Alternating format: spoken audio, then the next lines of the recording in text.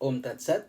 My humble prostrations to the all-pervading Brahman or God, to my worshipful Guruji, Swami Jyotirmayananda Maharaj, to all the sages and saints, and to each of you, divine soul, watching today's satsang. So today we will be studying Sutra number 47 from the Vibhuti Pad of the Raja Yoga Sutras of Patanjali Maharaj. Commentary by my worshipful Guruji, Swami Jyotirmayananda ji, and narrated by myself, Swami Nikhilananda. So let's get started on Sutra number 47, Vibhuti Pad. The Sutra is Grahena Swarupa Asmita Anvayarthatva Sanyamadi Indriya Jayaha. Let's repeat. Grahana Swarupa Asmita Anvayarthatva Sanyamadi Indriya Jayaha. So the meaning is, by practicing samyama on the senses, their nature, their sources in the form of the ego center, their analysis in the form of the three gunas, and their purposefulness in the form of enjoyment and release, a yogi acquires mastery over them. So now this technique is exactly the same as we had covered in Sutra number 44, except here we are focusing on the senses, etc. So except that in this case, mastering the elements, here the yogi masters the senses. So Sutra 44 was about the elements, and Sutra 47 is about the senses themselves. As we know, there are 11 senses, and we have covered that separately in Samadhi Pad, Sutra number 15. So please go to my, those of you who are actually following this, you go to the playlist, pull up Samadhi Pad, Sutra number 15, and you will find the senses in more detail there. Every sutra has been methodically explained. Every component has been detailed and explained, and the whole, each of the sutras in each of the chapters is available.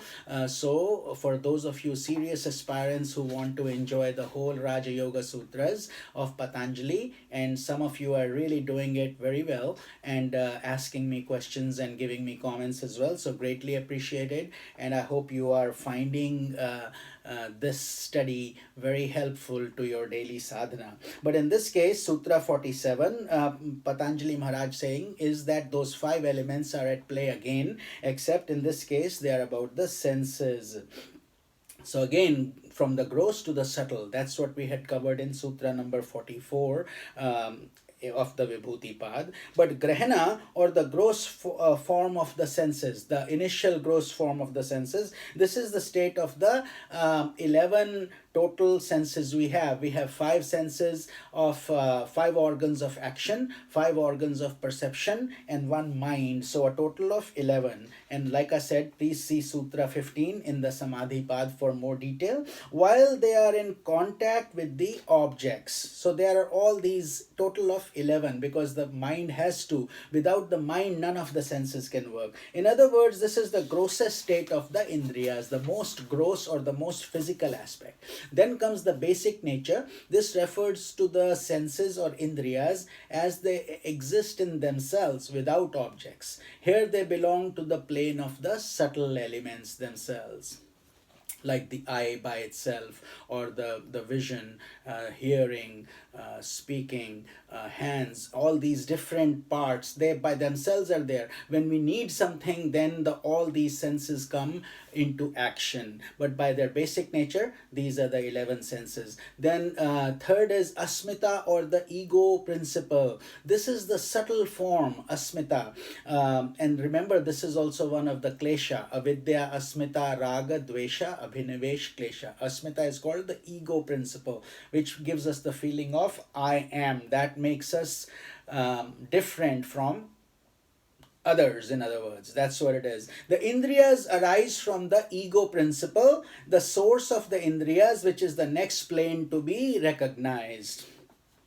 And fourth is the qualities or analysis. The ego principle again is the product of gunas of Prakriti, the three gunas, sattva, rajas, and tamas. Due to its changes and different combinations, it affects the ego principle. Therefore, the subtlest analysis of the indriyas are the next constituent to be analyzed by a yogi.